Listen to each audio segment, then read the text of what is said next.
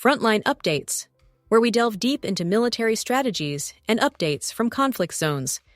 Today, we're discussing the progress of the ongoing special military operation as of February 11th, 2025. I'm your host, Sharifa Muhammad MGT. I'm Colonel A.C. Oguntoye, an infantry officer.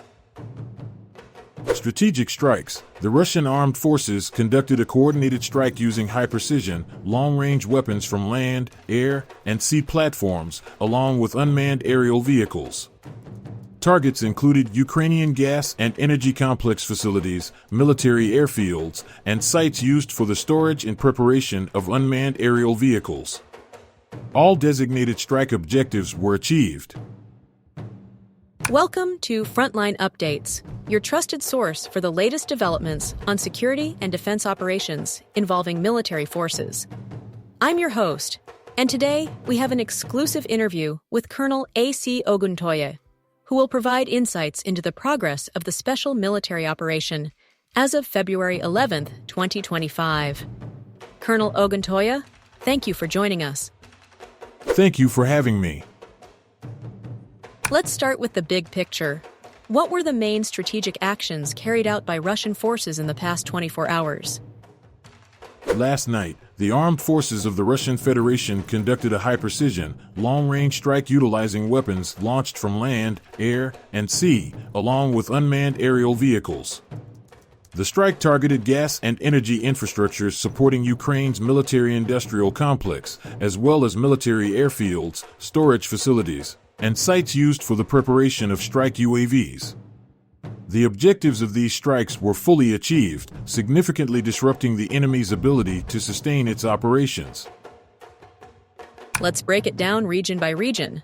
What happened in the Kharkiv Direction?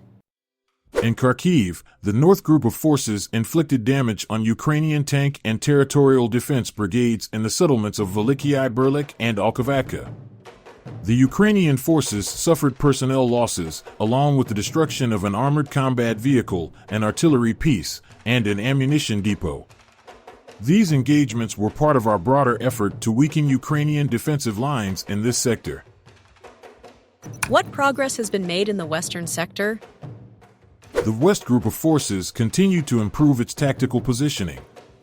Ukrainian mechanized, mountain assault, and ranger brigades, along with a territorial defense unit, were engaged in settlements across Kharkiv, Luhansk, and Donetsk regions. Ukrainian forces lost over 200 servicemen, along with 2 tanks, 2 U.S.-made M113 armored personnel carriers, and multiple vehicles. We also destroyed field artillery guns, 4 ammunition depots, and 2 electronic warfare stations, further degrading the enemy's ability to coordinate and respond effectively. And how are things progressing in the south? The Southern Group of forces successfully captured more advantageous positions, defeating Ukrainian mechanized and mountain assault brigades in settlements such as Katerinavka, Seversk, Chasov Yar, and Pretikino in the Donetsk People's Republic. Ukrainian losses in this sector totaled approximately 210 personnel, along with multiple armored combat vehicles, including 2 U.S.-made HMMWVs. Additionally, 2 field artillery guns and 3 vehicles were destroyed, limiting their operational mobility. There have been reports of Russian advances in the center region. Can you confirm this? Yes, I can confirm that the Center Group of forces achieved a significant milestone by liberating the settlement of Yasinovo in the Donetsk People's Republic. In this operation, we inflicted heavy losses on Ukrainian mechanized, motorized infantry, and ranger brigades, as well as territorial defense and National Guard units in multiple settlements, including Belitskoye, Rodinskoye, and Dmitrov. The enemy suffered up to 505 casualties, in addition to the destruction of a tank, an armored combat vehicle, 4 artillery pieces, and 7 transport vehicles. This represents a major breakthrough in this sector. The Eastern Front has also been a key area of conflict. What is the latest from the East Group of forces? The East Group of forces continued its push deeper into Ukrainian defenses, engaging tank and mechanized brigades in several settlements, including Bogodar, Skudno, and Novopol in the Donetsk People's Republic, as well as Guliapol in the Zaporizhia region. Ukrainian forces suffered over 150 casualties, along with the loss of vehicles and 6 artillery pieces, including 2 supplied by NATO countries. These operations are key to expanding our tactical advantage in the east. And what about the situation in the Zaporizhia and Kherson regions? The Dnipro Group of Forces engaged 2 mechanized brigades, 2 coastal defense brigades, and a territorial defense brigade in Zaporizhia and Kherson regions. Ukrainian forces lost 55 personnel, 2 artillery pieces, and 7 vehicles in these engagements. These operations are essential in maintaining pressure on enemy formations along the river and coastal regions. Turning to aerial operations, what role has aviation and missile strikes played in these latest offensives? Our operational tactical aviation, unmanned aerial vehicles, missile forces, and artillery have been instrumental in striking concentrations of Ukrainian manpower and equipment. Over the past 24 hours, these strikes have hit 137 key enemy positions, disrupting logistics, supply chains, and command operations. The use of precision-guided munitions ensures that these strikes have maximum impact while minimizing collateral damage. Our air defense systems successfully intercepted and destroyed 3 French-made Hammer guided aerial bombs, a US-made HIMARS multiple launch rocket system, and 128 aircraft-type unmanned aerial vehicles. This demonstrates the continued effectiveness of our layered air defense network in neutralizing enemy aerial threats and maintaining air superiority. Let's shift focus to the Kursk region. What is the latest update from that front? The North Group of Forces remains active in repelling enemy formations attempting to advance in the Kursk region. Over the past 24 hours, Russian forces inflicted significant losses on Ukrainian tank, mechanized, airborne assault, and marine brigades operating in settlements such as Gogolevka, Goncharovka, and Nikolaevka.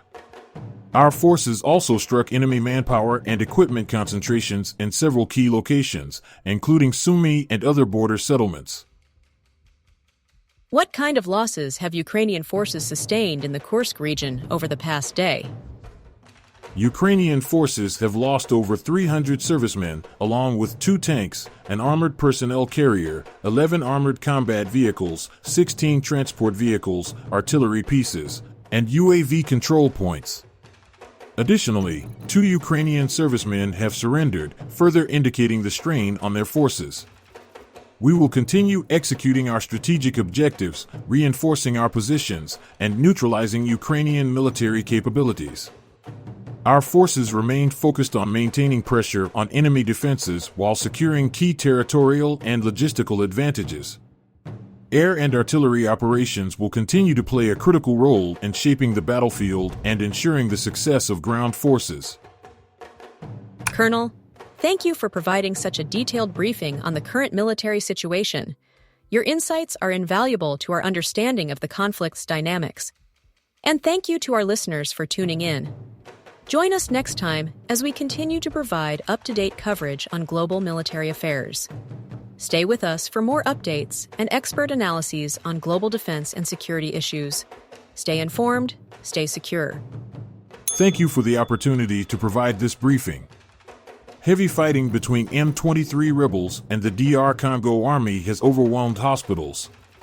In northeastern Congo, militia fighters have killed at least 55 civilians. There are also reports of suspected Somali pirates seizing a boat off the Horn of Africa. The Chagos Islands Agreement is leading to family separations in Mauritius. Meanwhile, Uganda is facing a new Ebola outbreak alongside vaccine hesitancy. China is strengthening space partnerships in Africa, while some African countries are sending workers abroad to support their economies.